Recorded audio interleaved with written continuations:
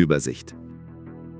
Sie wurde als die CDAKN, CHDAKN oder 4. Abteilung der Kommission für anomale Vorkommnisse im Frühjahr 1935 auf Anweisung von J.W. Stalin gegründet.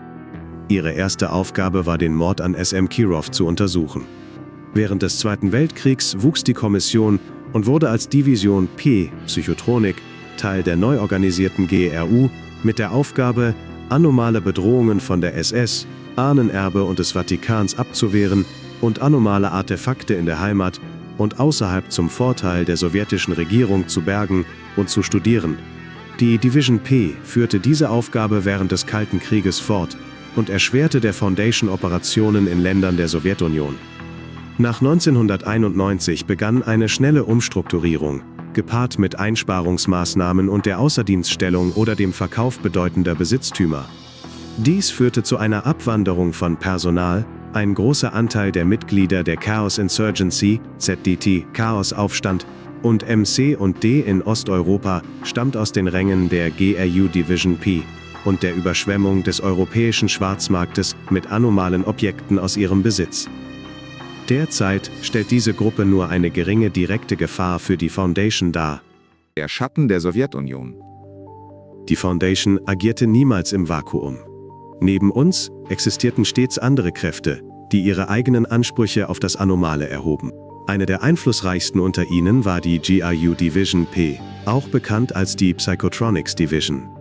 In den Jahren des Kalten Krieges diente sie der sowjetischen Geheimpolitik und trug dazu bei, das Gleichgewicht der Welt nicht nur mit konventionellen Waffen, sondern auch mit übernatürlichen Mitteln zu beeinflussen.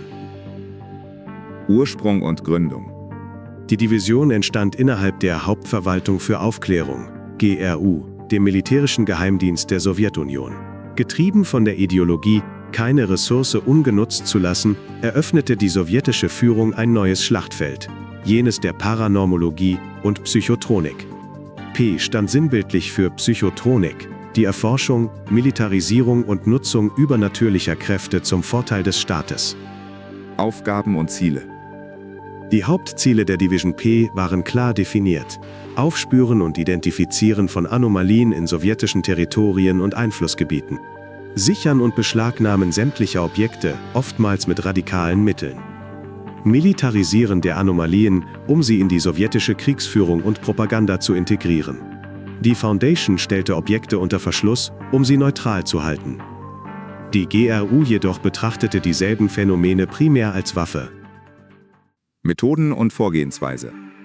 Die Methoden der Division waren von einer kompromisslosen Härte geprägt. Experimentelle Menschenversuche, bei denen Testsubjekte in direkten Kontakt mit Anomalien gebracht wurden. Extensive Belastungstests an Objekten, oftmals ohne Rücksicht auf Stabilität oder Folgen. Direkter Einsatz von paranormalen Kräften für Operationen gegen Feinde im In- und Ausland. Während die Foundation um Wahrung des Gleichgewichts bemüht war, stellte die Division P Effizienz und Staatsmacht über jede moralische Grenze. Konfrontationen mit der Foundation. Die Beziehung zwischen der Foundation und GRUP war geprägt von Rivalität. Es gab Momente erzwungener Kooperation, etwa bei globalen Krisen, die eine gemeinsame Eindämmung erforderten. Doch häufiger standen beide Seiten in direkter Konkurrenz. Wer eine Anomalie zuerst sichern konnte, bestimmte über deren Schicksal. So entfaltete sich im Schatten des Kalten Krieges ein zweiter, geheimer Konflikt: der Kampf um die Kontrolle des Übernatürlichen. Der Niedergang der Division.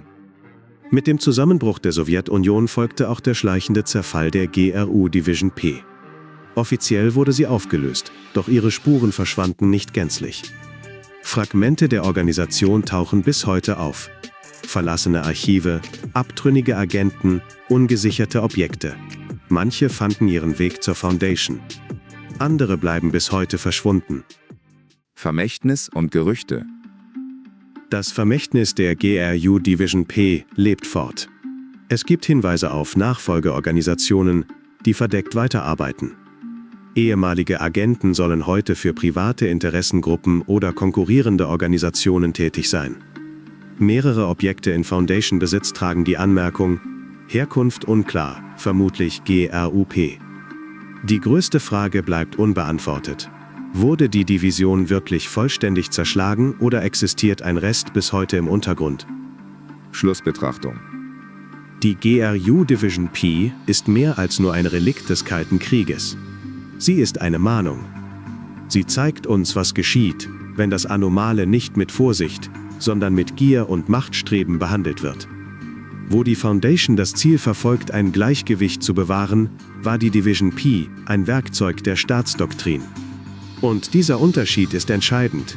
Jene, die das Übernatürliche missbrauchen, riskieren nicht nur die Kontrolle darüber zu verlieren, sie riskieren, von ihm verschlungen zu werden.